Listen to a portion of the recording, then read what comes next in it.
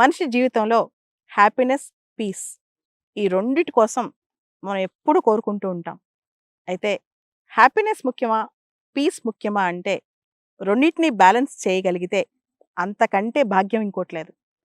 Happiness ప్రతిసారి సాధ్యం కాదు. ఎందుకంటే హ్యాపీనెస్ అనేది చాలా ఎక్స్‌టర్నల్ సర్కమ్‌స్టాన్సెస్‌తో ముడిపడి ఉంటది. అంటే మనకున్న కెరీర్‌తోనో, మనకున్న డబ్బులతోనో, లేదా మన చుట్టూ ఉన్న మనుషులతోనో మన హ్యాపీనెస్ ఉంటది.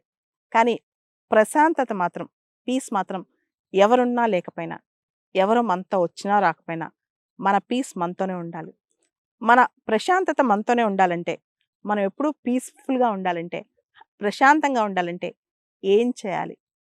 దీనికి కొన్ని సూత్రాలు చెప్పదలుచుకున్నాను.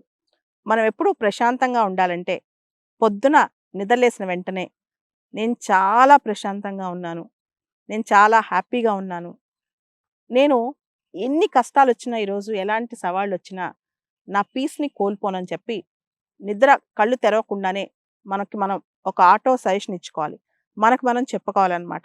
అది చాలా ఇంపార్టెంట్. రెండోది డే మొత్తం ఎటువంటి సమస్యొచ్చినా మన మనసుకు తాకగూడదు. కేవలం మన మైండ్ దాకా వచ్చేయాలి. సొల్యూషన్ తేగలిగితే సొల్యూషన్ తేవాలి. కానీ సమస్య మాత్రం మన మనసు దాకా రాకూడదనమాట. ఎప్పుడైతే సమస్యని మనసులో తీసుకొని తర్వాత దానికి మూడో పాయింట్ ఎమోషన్స్‌తో ముడిపెట్టామో మనం ఇంక ఔట్ అయిపోతాం. ఎప్పుడు కూడా ఎమోషన్స్‌తో మన సమస్యలు ముడిపెట్టొద్దు. మనం వేరు, మనకొచ్చిన సమస్య వేరు. ఎప్పుడైతే మేజర్‌గా ఆహ్, ఎన్నున్నా లేకపోయినా సరే చుట్టుపక్కల మనుషుల ప్రభావం మాత్రం మన ఎమోషన్స్ మీద ఉంటది. మన ఎమోషన్స్ ఎప్పుడైతే మనం కంట్రోల్ చేసుకోలేకపోతామో, విపరీతంగా భావోద్వేగానికి గురవుతామో, అప్పుడు మన ప్రశాంతతను మనం కోల్పోతాం. గుర్తుపెట్టుకోండి. మనకు మించింది ప్రపంచంలో ఏమీ లేదు. మనకంటే గొప్పది కూడా ఏది లేదు. మన శాంతానికి మించింది ప్రపంచంలో ఇంకోటి ఉండకూడదనమాట. మనం మనశ్శాంతితో ఉండాలి. కాబట్టి ఎప్పుడు కూడా మన ఫీలింగ్స్, మన ఎమోషన్స్, మన మనసుతో ముడిపెట్టుకొని పొద్దున్న లేస్తే అవే గుర్తెచ్చుకుంటూ డిప్రెషన్‌లోకెళ్ళిపోతూ మన ప్రశాంతతను అస్సలు కోల్పోకూడదు. ఏం జరిగితే అది జరిగిద్ది. ఎప్పుడు ఎలాంటి మనుషులు తెలుసా ఎప్పుడు ప్రశాంతంగా ఉంటారో? అందరికంటే వాళ్ళకి వాళ్ళు ప్రయారిటీ ఎక్కువిచ్చుకుంటే గనక ఎవరు ఎటుపోయినా పర్లేదు. అంటే మనల్ని ఎంత మోసం చేసినా పర్లేదు. వాళ్ళు ఎంత చేసినా పర్లేదు. వదిలేసి ఎళ్ళిపోయినా పర్లేదు. ఎప్పుడైతే ఎమోషన్‌గా మనం టచ్ అవ్వమో అప్పుడు మనం చాలా స్ట్రాంగ్‌గా ఉంటాం. అప్పుడు మన మనసులో పీస్ ఎక్కడికి పోదు. తర్వాత అతి ముఖ్యమైనది రోజు ఒక్కసారన్నా మనల్ని మనం ఎలా మలుచుకోవాలి.